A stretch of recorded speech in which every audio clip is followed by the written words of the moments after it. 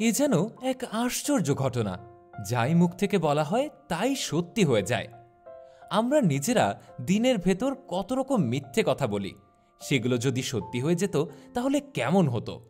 আজ আমরা এমনই একটা গল্প নিয়ে হাজির হয়েছি যেখানে তাদের ভালোবাসাকে সফল করতে একে অপরের পরিবারকে প্রতিনিয়ত মিথ্যে কথা বলে, আর এই মিথ্যাগুলো সবকিছুই সত্যি হয়ে যায়। এই মিথ্যে কথা বলার পেছনে অনেক বড় একটা রিজন ছিল, সেটা হলো ধর্ম। একজন খ্রিস্টান ধর্মী তো আরেকজন হিন্দু ধর্মী। আমাদের সমাজে ধর্মের বিবাদে বিয়েটা কিন্তু কেউই মেনে নিতে পারে না, যার কারণে তারা মিথ্যে কথা বলতে বাধ্য হয়।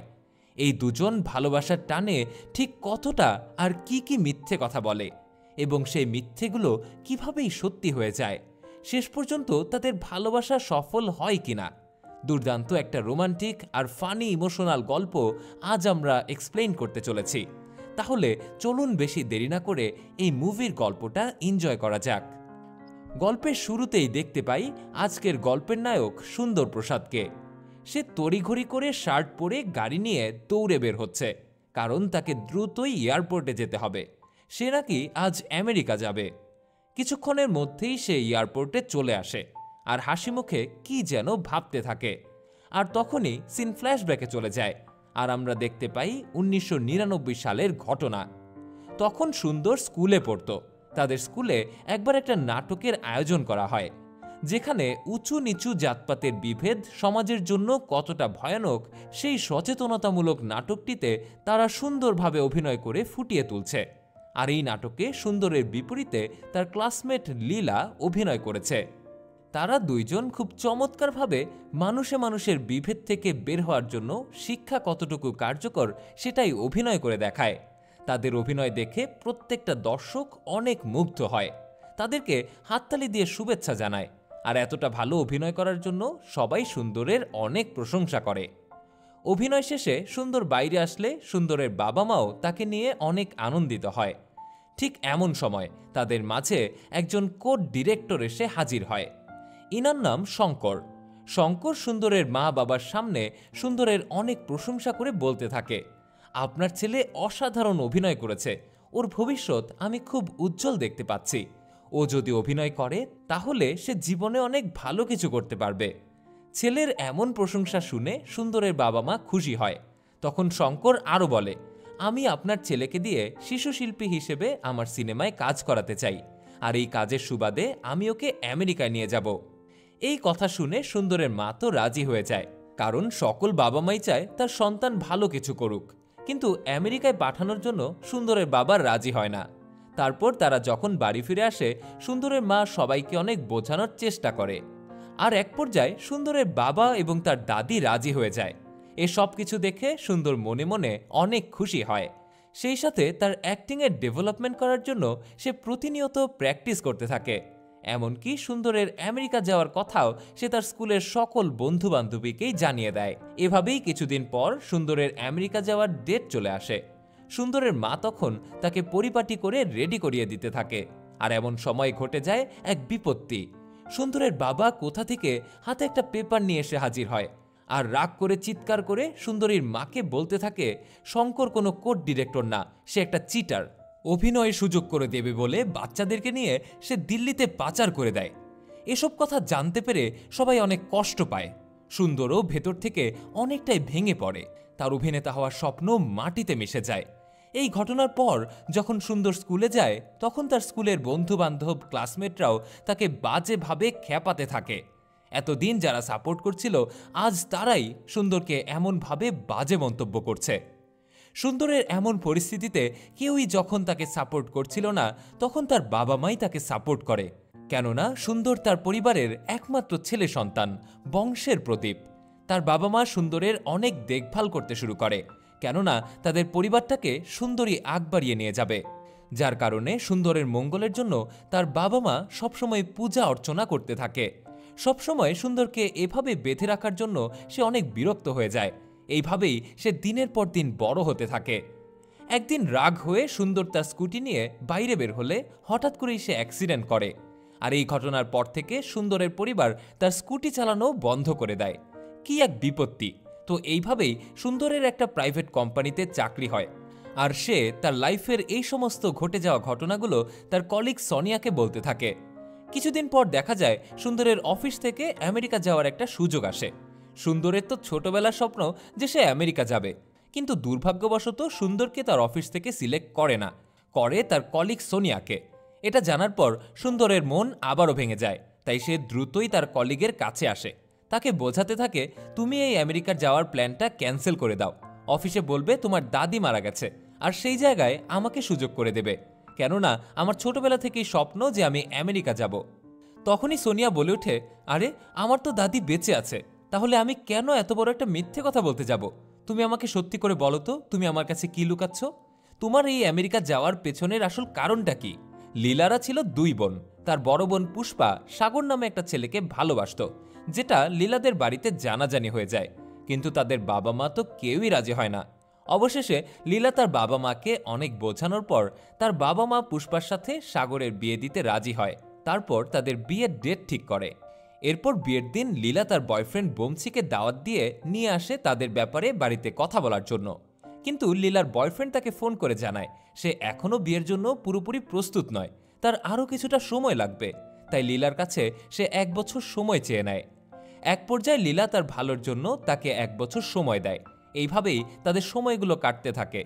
কিছুদিন পর লীলার বোন পুষ্পা প্রেগনেন্ট হয়, কিন্তু ডেলিভারির দিন দুর্ভাগ্যবশত তাদের বাচ্চাটা মারা যায়। এই ঘটনার পর পুষ্পার হাজবেন্ড সাগর তাকে এই বাচ্চার মৃত্যুর জন্য দায়ী করে পুষ্পাকে ওইভাবেই ফেলে রেখে হসপিটাল থেকে রাগ হয়ে চলে আসে। এই ঘটনার পর থেকে লীলারা জানতে পারে পুষ্পা আসলে সাগরকে বিয়ে করে সুখী হতে পারেনি, যার কারণে পুরো ফ্যামিলি ভেতর থেকে পুরোপুরি ভেঙে পড়ে আর পুষ্পাকে নিয়ে দুশ্চিন্তা করতে থাকে। এদিকে দেখা যায় লীলার বয়ফ্রেন্ড তার সঙ্গে একটা রেস্টুরেন্টে দেখা করতে আসে। 1 বছর সম্পূর্ণ হয়ে গেছে, তবুও সে এখনও নিজের ক্যারিয়ারটাকে গুছিয়ে নিতে পারেনি। লীলা আবারও তাকে বিয়ে করার কথা বলতে বললে লীলার বয়ফ্রেন্ড আবারও তার কাছে 6 মাস সময় চায়, কিন্তু লীলা এরপর জানতে পারে তার বয়ফ্রেন্ড শুধু তার সঙ্গেই নয়, বরং অন্যান্য মেয়েদের সাথেও সম্পর্ক রেখেছে। তাই সে তার বয়ফ্রেন্ডের সঙ্গে সাথে সাথেই ব্রেকআপ করে দেয়। এরপর লীলা বাড়ি ফিরে জানতে পারে তার বাবা তার বিয়ের জন্য ছেলে দেখছে। তখন এই পরিস্থিতি থেকে বের হওয়ার জন্য বাবাকে সে বুঝিয়ে বলে ফটোগ্রাফির উপর একটা কোর্স করতে সে 6 মাসের জন্য আমেরিকায় যাবে। তো দেখা যায় লীলার বাবাও তাকে যাওয়ার জন্য অনুমতি দিয়ে দেয়, আর লীলাও আমেরিকা যাওয়ার জন্য এয়ারপোর্টে আসে। সিন তখন বর্তমানে আসে। দেখা যায় লীলা আর সুন্দর দুজনেই পাশাপাশি সিটে বসে আছে আমেরিকা যাওয়ার জন্য। লীলা আসতেই দুজন দুজনকে দেখে অনেক খুনসুটি করতে থাকে। লীলা তো তাকে অভিনয় করে মারতেই শুরু করে। এখানেই একটা টুইস্ট রিভিল হয়। মূলত এদের দুজনের এই ঘটনাটা পুরোই প্ল্যান করা ছিল। তারা এমন প্ল্যান কেন করেছে তা আমরা একটু পরেই জানতে পারবো। তো যাই হোক, ঘটনা হলো ছোটবেলায় যখন সুন্দর মুভিতে চান্স পেয়ে আমেরিকা যাওয়ার সুযোগটা হাতছাড়া হয়ে যায়, তখন তার পরিবারের সবাই তাকে এক্সট্রা পূজা অর্চনা করতে শুরু করে, যার কারণে অনেক সময় সুন্দরের চুল কেটে দেওয়া হতো, যেটা দেখে তার স্কুলের সবাই অনেক মজা করত, যেমনটা আমরা আগেই দেখেছি। আর এমন পরিস্থিতিতে যখন কেউ সুন্দরের পাশে ছিল না, তখন একমাত্র লীলাই সুন্দরের পাশে ছিল। লীলাই সুন্দরের সঙ্গে শুধু কথা বলতো। সুন্দরের যেহেতু কেউ কথা বলার মানুষই ছিল না, তাই সে লীলার সঙ্গেই মিশত। এভাবেই তাদের দুজনের ভেতর খুব ভালো একটা সম্পর্ক হয়ে যায়। দুজনে একসাথে সাইকেল চালিয়ে স্কুলে যায় আর গল্প করে। এইভাবেই তারা দুজনেই বড় হয়ে যায়।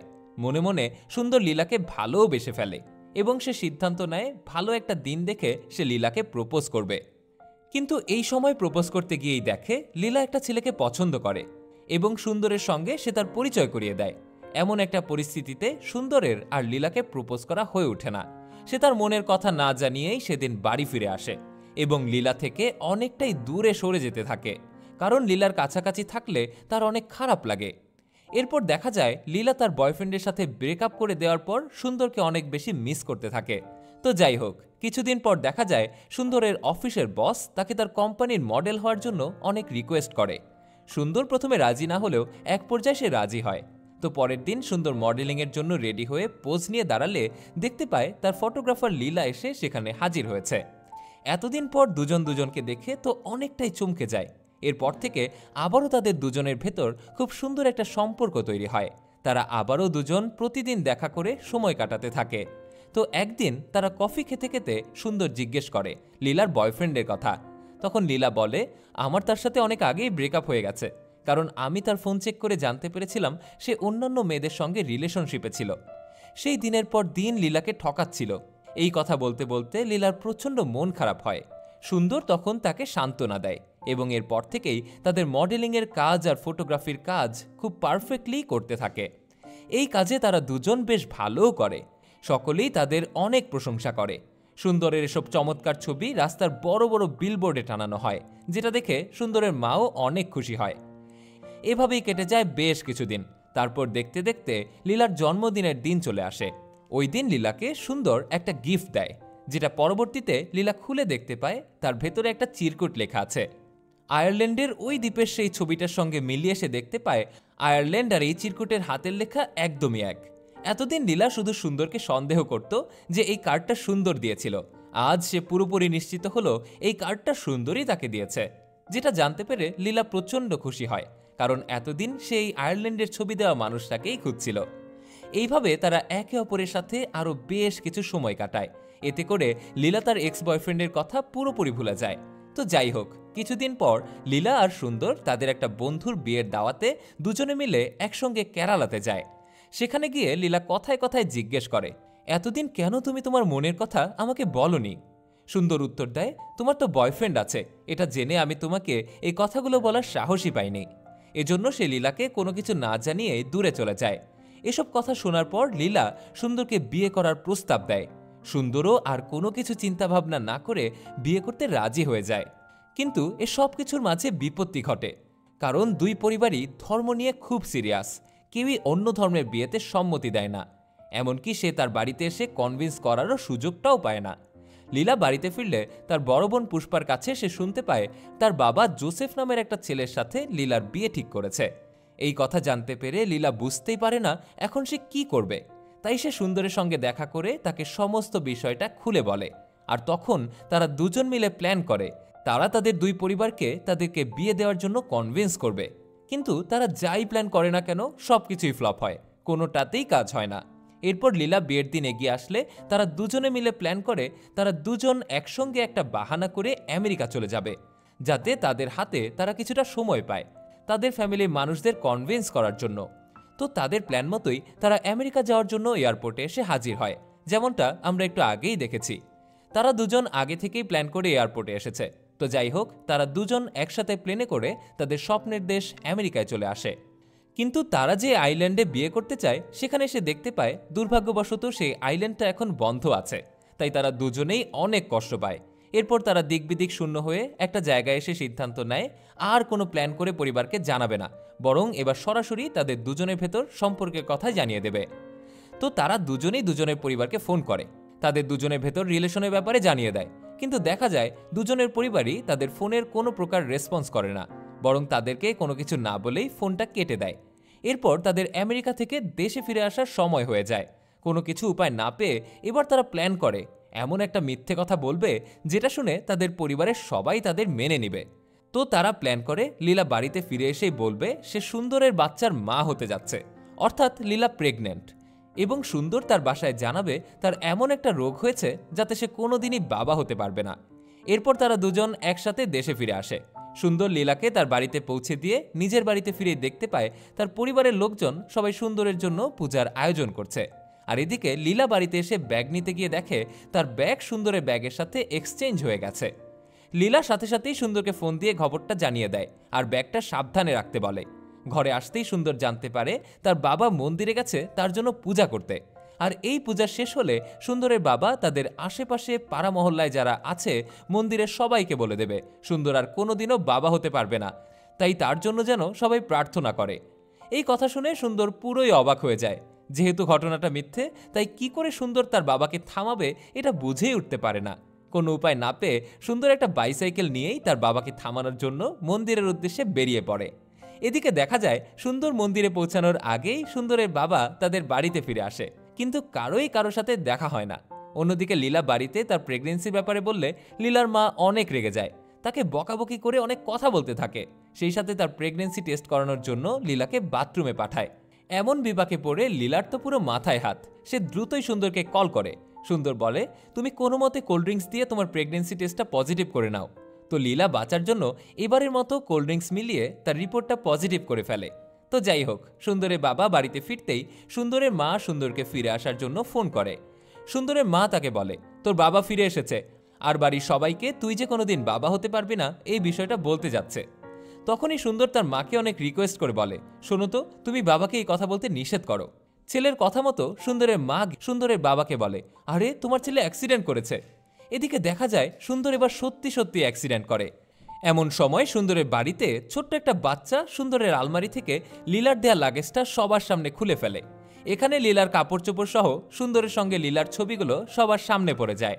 এগুলো দেখে সুন্দরের পরিবারের সবাই অনেক অবাক হয়ে যায়। এরপর সুন্দর হসপিটাল থেকে বাড়ি ফিরে তার বাবাকে বলে, সে যখন আমেরিকায় গিয়েছিল তখন মেডিকেল চেকের সময় জানতে পেরেছে সে অক্ষম, কখনো সে বাচ্চা জন্ম দিতে পারবে না। আর সুন্দর বলে, আমার এই অবস্থা জেনেও আমাকে লীলা বিয়ে করতে চায়, শোনো তোমরা লীলাকে মেনে নাও। কিন্তু সুন্দরের পরিবারের এতটাই দম্ভ যে এত কিছু শোনার পরেও তারা কোনোভাবেই লীলার সঙ্গে সুন্দরের বিয়ে দিতে রাজি হয় না। তখন সুন্দরের বাবা বলে, তুমি আমাদের ধর্মের কাউকে সব সত্য কথা বলে বিয়ে করানোর জন্য রাজি করো, আমরা মেনে নিব, কিন্তু কোনো বেধর্মীকে আমরা মানব না।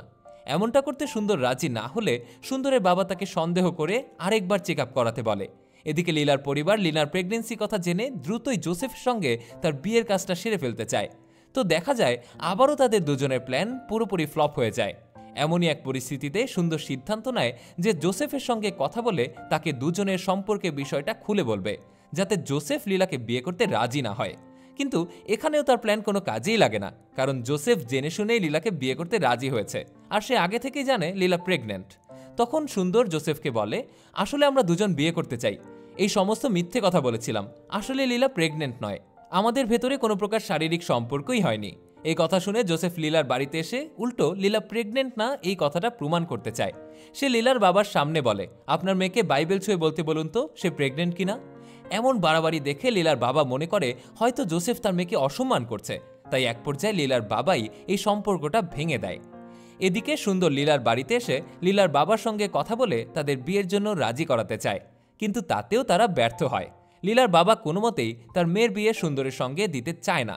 অন্যদিকে সুন্দরের বাবা তার ছেলেকে সুস্থ করার জন্য বিভিন্ন ব্যায়াম করায় এবং বড় বড় ডাক্তারের কাছে নিয়ে যায়। সুন্দর সব ডাক্তারের কাছে গিয়ে মিথ্যা রিপোর্ট চাইলে সবাই তাকে অপমান করে তাড়িয়ে দেয়। এরপর সুন্দরের বাবা ডক্টর গুরুর কাছে নিয়ে যায়। গুরুর কাছে গিয়ে সুন্দর দেখতে পায়, আরে এটা তো তারই ক্লাসমেট। তাই সে গুরুকে তার আর লীলার ব্যাপারে সম্পূর্ণ বিষয়টাই খুলে বলে। এখন গুরু বিষয়টা বুঝতে পেরে সুন্দরের বাবাকে বোঝায়, আপনার ছেলের সত্যি সমস্যা আছে, আর এই সমস্যা থেকে ওষুধ খেয়ে তার বের হতে প্রায় 10 থেকে 15 বছর সময় লেগে যাবে, তাই যত দ্রুত সম্ভব সে যেন সুন্দরের বিয়ে দিয়ে দেয়। এক পর্যায়ে এসে দুই পরিবার অবশেষে তাদের দুজনকে বিয়ে দেওয়ার জন্য রাজি হয়। তাই দুই পরিবার একটা রেস্টুরেন্টে দেখা করে কথা বলতে আসে। ঠিক তখনই হঠাৎ করেই লীলার বড় বোন পুষ্পার পেটে ব্যথা শুরু হয়ে যায়। যেহেতু তাদের প্রথম সন্তান নষ্ট হয়ে যাওয়ায় পুষ্পার হাজবেন্ড তাকে অনেক ভুল বুঝেছিল, যার কারণে তারা এবারও সবাই অনেক টেনশনে পড়ে যায়। তখন সুন্দরের বাবা মা পুষ্পাকে নিয়ে হসপিটালে যায় এবং সঠিকভাবে চিকিৎসা করানোর জন্য পুষ্পার আর কোনো ক্ষতি হয় না, তাদের বাচ্চাও ভালো থাকে।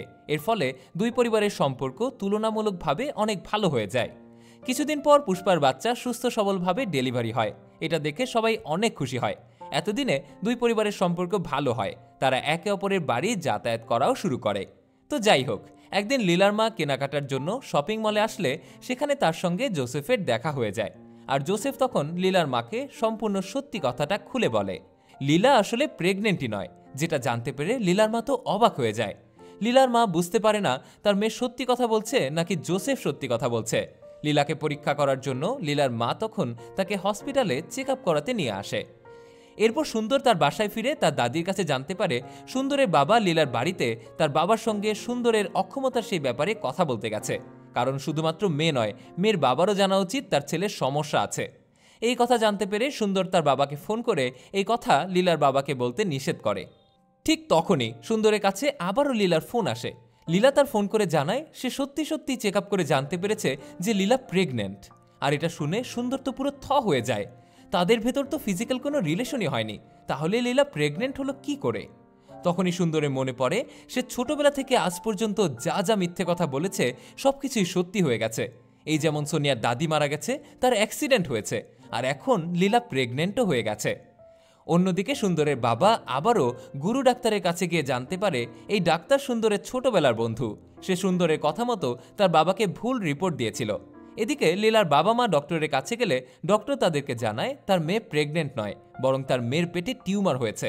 তার মেয়েকে বাঁচাতে হলে তার জরায়ুর নাড়ি কেটে ফেলতে হবে, আর এতে করে লীলা কোনোদিনও মা হতে পারবে না। তাছাড়া যত দ্রুত সম্ভব লীলার অপারেশন করাতে হবে, নয়তো লীলা বেশি দিন এভাবে বাঁচতেই পারবে না। অন্যদিকে সব সত্য কথা জানাজানি হলে সুন্দরের দাদি বলে ওঠে না, সে কোনো মতেই লীলার সঙ্গে সুন্দরের বিয়ে দেবে না। এখন সুন্দরের দাদি বলতে থাকে, একে আমাদের ধর্মের বিরোধী, আর তারপরে মেয়ে এখন মাই হতে পারবে না। আমাদের বংশকে সে আগে বাড়িয়ে নিয়ে যেতে পারবে না। যেমনটা আমরা গল্পের প্রথম দিকে দেখেছি, সুন্দরকে ভালো রাখার জন্য তার পরিবারের সবাই সবসময় কত পূজা অর্চনা করত।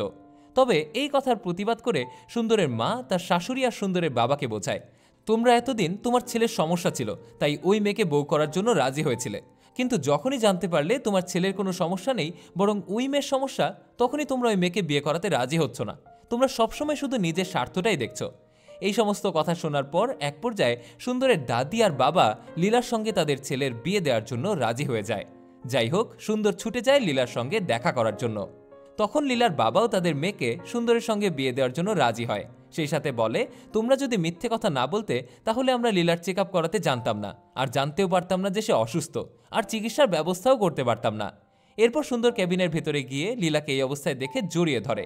কিছুদিন পর সুন্দর এই সম্পূর্ণ ঘটনাটা তার বসকে খুলে বলে, যাতে তার অফিসের নেক্সট প্রজেক্টের কাজের জন্য সুন্দরকেই আমেরিকা পাঠানো হয়। এসব সুন্দরের বস জেনে তাকে নেক্সট প্রজেক্টের জন্য আমেরিকা পাঠাতে রাজি হয়।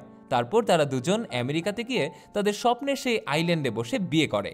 এরপর তারা দুজন একান্তে সময় কাটানোর সময় হঠাৎ করেই সুন্দর বলে ওঠে, ছোটবেলায় আমি তোমাকে আমেরিকার এই আইল্যান্ডের ছবিটা ক্রিসমাসের শুভেচ্ছা হিসেবে জানিয়েছিলাম।